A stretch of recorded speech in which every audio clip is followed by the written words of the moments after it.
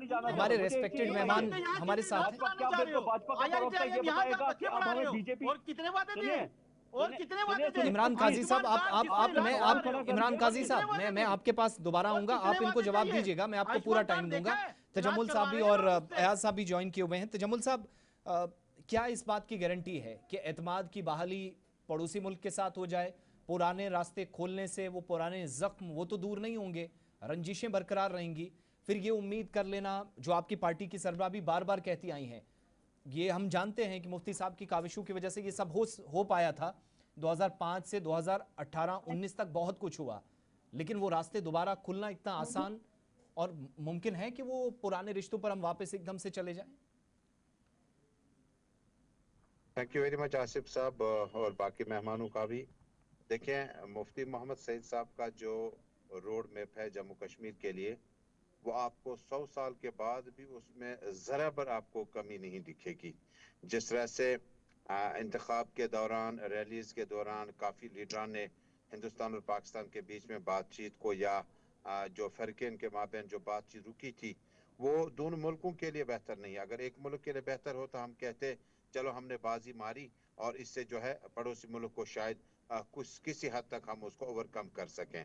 लेकिन बातचीत के बगैर आपके पास कोई जरिया नहीं है। न सिर्फ बातचीत बल्कि आपको क्रिकेट डिप्लोमेसी भी खोलनी होगी, आपको बॉर्डर टूरिज्म, रिलीजन टूरिज्म और बाकी चीजें जो है उसको और ज्यादा बेहतर करना होगा।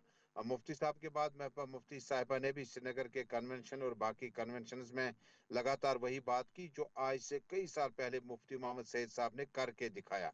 और जब महबूबा मुफ्ती साहिबा वजीर आला आई और भाजपा के प्रवक्ता प्रोग्राम में मौजूद हैं, उनकी मौजूदगी के उनके अलायंस में भी इकदाम उठाए गए।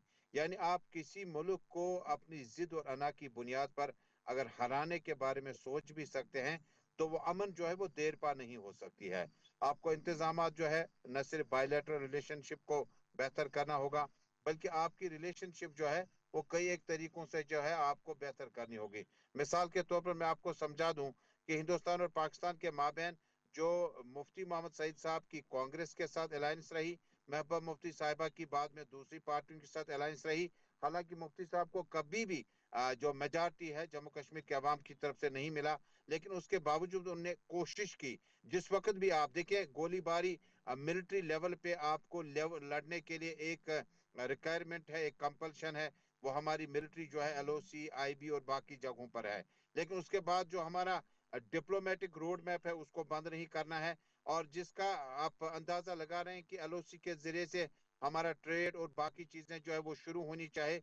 गालिबन ये मुफ्ती साहब का फार्मूला है और प्रैक्टिकली उन्हें आजमाया और प्रैक्टिकली हमने देखा इससे अमल में यकीनन जो है कोई खलल नहीं पड़ी। लेकिन बदकिस्मती से एक वाकया पेश आया जिसके बाद बैक टू बैक हमारे बाइसरन हुआ, कठवा हुआ और कई एक मामला पे जहाँ पे बातचीत के जरिए मामला हल होने चाहिए थे लेकिन नहीं हो पाए। मैं तजम्मुल लेकिन साहब, चूंकि मैं दोबारा आपके पास लौटूंगा। अहमद अयाज साहब आसिफ भी भाई थोड़ा सा मैं आपका ऐड करना चाहूंगा, जी। एक चीज ऐड करना चाहूंगा।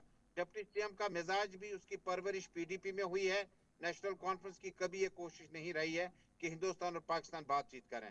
डिप्टी सीएम की जो परवरिश, जो एमएलसी वो बने हैं, वो पीडीपी मुफ्ती साहब, नहीं, हमें महबूबा उनके मुफ्ती की ओहदे का कमांड में एहतराम बने हैं। करना चाहिए, शायद थोड़ा सा अपना सिलेबस उन्हें बैकग्राउंड कुछ याद भी। आया पिछला, लेकिन जब से नेशनल कॉन्फ्रेंस को हम जानते हैं, उन्होंने कहा था कि उस हिस्से को उड़ा दो, उस हिस्से को बारूद से उड़ा दो, उस हिस्से के साथ जंग करो, कोशिश की उन्होंने। लेकिन जो अमली तौर पर अगर आप गिनाएंगे तो शायद पीडीपी, कांग्रेस, पीडीपी, बीजेपी के दौर में जितनी डेवलपमेंट पाकिस्तान और इंडिया के बीच में रिश्तों में हुई, वो बाकी शायद जगहों उसमें पर कम नजर मुझे नहीं आती लगता है। कि किसी और इसके पार्टी इसके का सबूत रोल